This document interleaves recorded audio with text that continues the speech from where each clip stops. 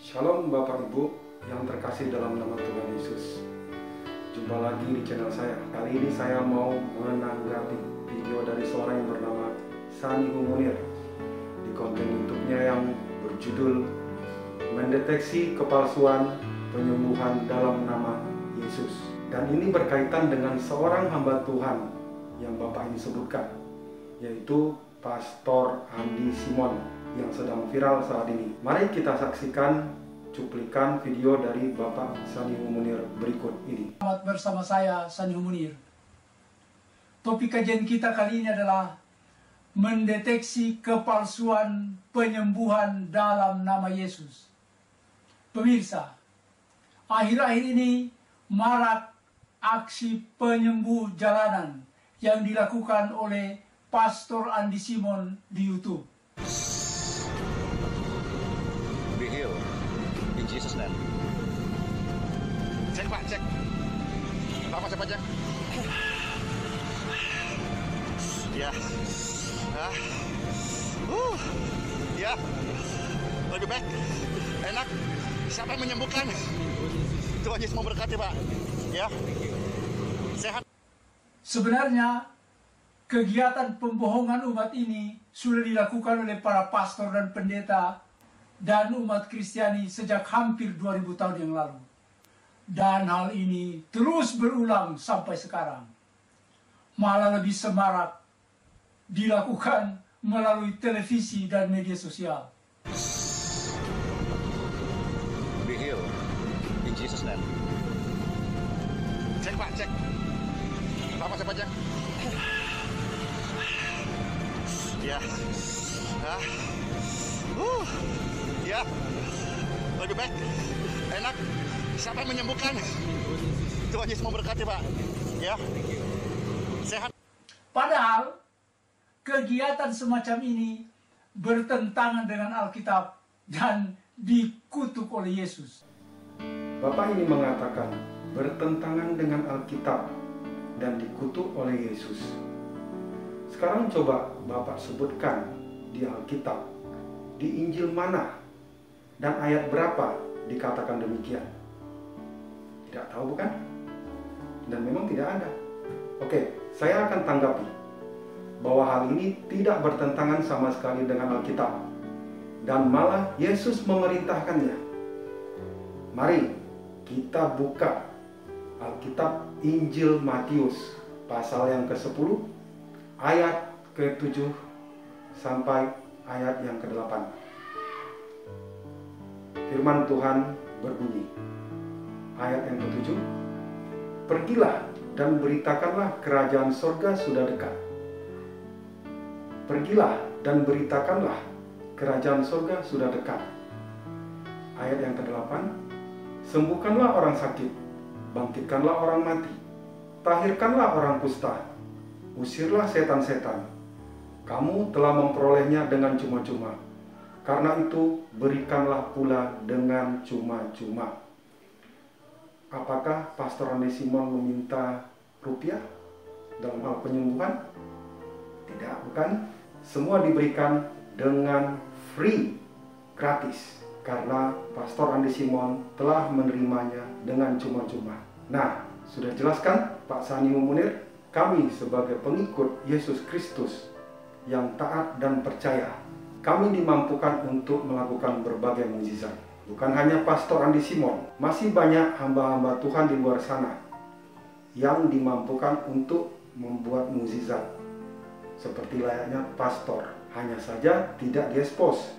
Atau Bapak ini iri kali karena Allah SWT enggak memberi kemampuan sama umatnya untuk melakukan mukjizat, termasuk kepada Bapak sendiri. Bagaimana mungkin Pak, wong Nabi Bapak sendiri aja tidak pernah melakukan mukjizat, apalagi Bapak sebagai pengikutnya. Dan perlu dicatat, Yesus percaya bahwa mukjizat adalah milik Allah. Setiap kali ingin menggunakannya, Yesus memohon kepada Allah. Bapa, aku mengucapkan syukur kepadamu karena Engkau telah mendengarkan aku. Aku tahu bahwa Engkau selalu mendengarkan aku. Tetapi oleh karena orang banyak yang berdiri di sini mengelilingi aku mengatakannya supaya mereka percaya bahwa Engkaulah yang mengutus aku. Yohanes pasal 11 ayat 41 sampai 42. Jadi, apa yang dilakukan oleh Pastor Andi Simon bertentangan dengan apa yang dilakukan oleh Yesus dan dikutuk oleh Yesus. Pertama, Yesus memohon kepada Tuhan Allah untuk melakukan mujizat. Kalau Allah tidak berkenan, mujizat tidak jadi.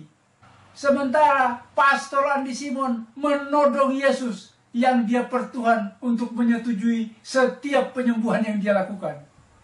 In Jesus' name,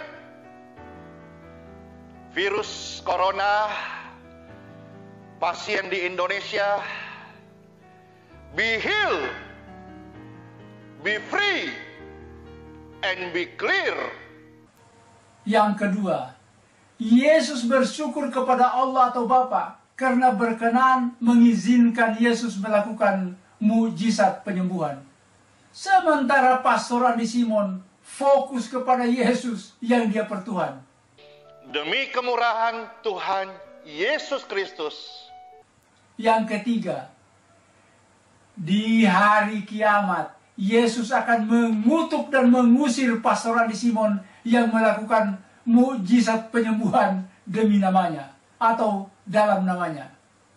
Pada hari terakhir, banyak orang akan berseru kepadaku, Tuhan, Tuhan, bukankah kami bernubuat demi namamu dan mengusir setan demi namamu dan mengadakan banyak mujizat demi namamu juga? Pada waktu itulah aku akan berterus terang kepada mereka dan berkata, aku tidak pernah mengenal kamu, enyahlah daripadaku, kamu sekalian pembuat kejahatan. Matius pasal 7 ayat 22 sampai 23. Mukjizat adalah milik Allah. Setiap kali menggunakannya, Yesus memohon dulu kepada Allah. Kalau Allah tidak berkenan, mukjizat tidak akan terjadi. Kepada Bapak tua Sani Munir, saya akan buktikan kepada Bapak, Yesus tidak perlu memohon kepada Allah untuk melakukan mukjizat. Mohon disimak baik-baik yang akan saya sampaikan ini. Mari kita buka Alkitab dari Injil Matius pasal yang ke-8 ayat yang kedua sampai ayat yang ketiga. Demikian firman Tuhan. Ayat yang kedua, maka datanglah seorang yang sakit kusta kepadanya, lalu sujud menyembah dia dan berkata, Tuhan, jika Tuhan mau, Tuhan dapat mentahirkan aku. Ayat yang ketiga, lalu Yesus mengulurkan tangannya, menjamah orang itu dan berkata, aku mau, jadilah engkau tahir.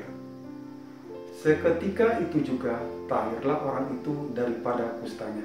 Aku mau, jadilah engkau tahir. Apakah Yesus memohon dulu kepada Allah untuk mentahirkan orang itu? Tidak, bukan? Karena Yesus adalah Tuhan Allah itu sendiri. Saya tunjukkan lagi satu ayat dalam Alkitab kepada Bapak yang tertulis dalam Injil Matius pasal yang ke-9 ayat 20 sampai yang ke-22. Demikian firman Tuhan.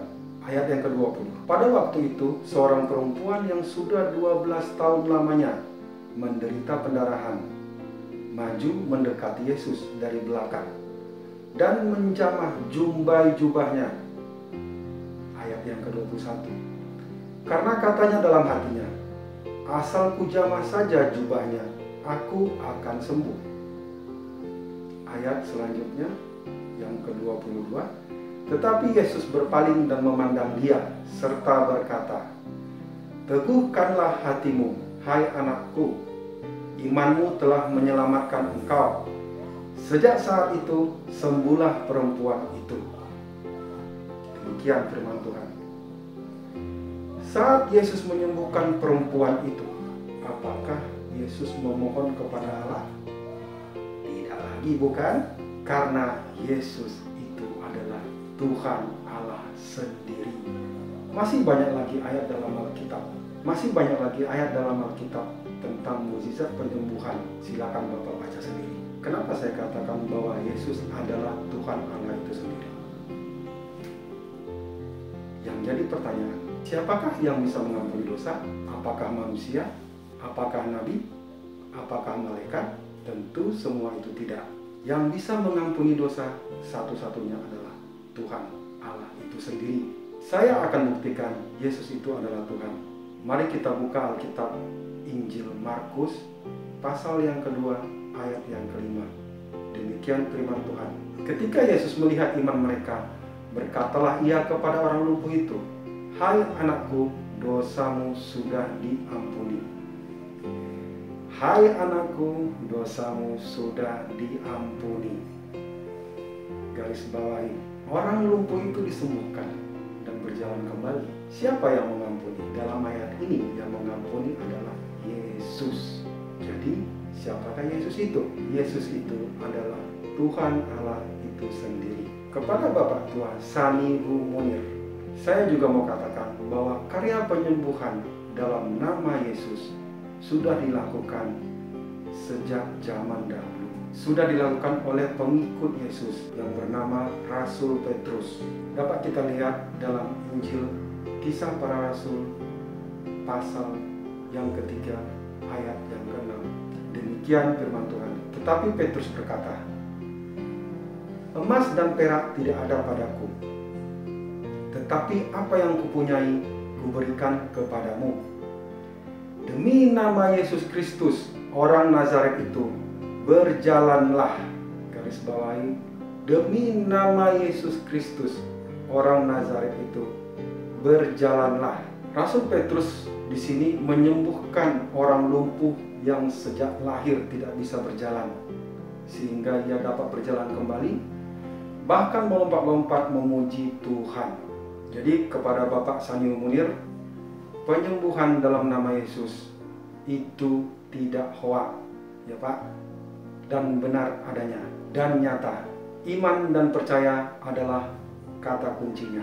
Iman kepada Tuhan Yesus, percaya kepada Yesus sebagai Tuhan.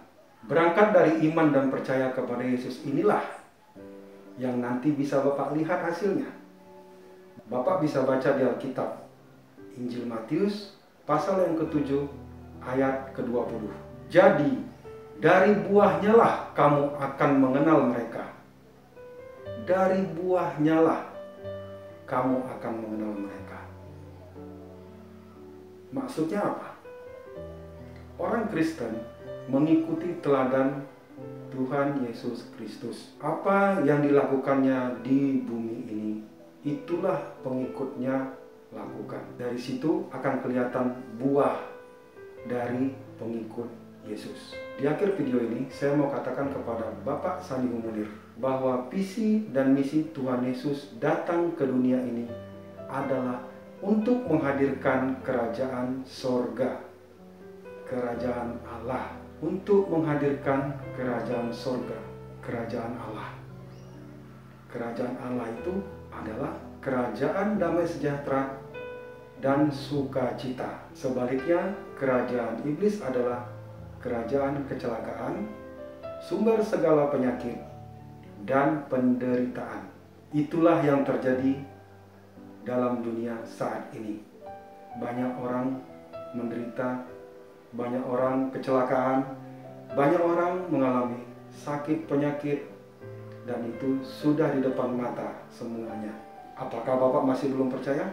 Dan Tuhan Yesus datang untuk menyembuhkan orang-orang sakit, membangkitkan orang-orang mati, dan menghancurkan yang jahat. Pada Bapak Sanihu Munir, berhentilah mengutip ayat-ayat dalam Alkitab karena Anda tidak paham akan isinya. Selama Anda tidak membuka hati, Roh Kudus tidak akan masuk untuk memampukan Anda untuk memahami isi ayat-ayat dalam Alkitab kami. Ingat, mukjizat kesembuhan itu masih ada dan nyata. Sebagai penutup, saya mau mengutip satu ayat dalam Alkitab, dalam Injil Markus pasal yang ke-1 ayat yang ke-15.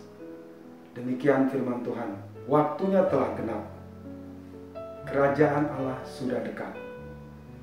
Bertobatlah dan percayalah kepada Injil. Terima kasih sudah menonton channel ini. Tuhan Yesus memberkati. Shalom.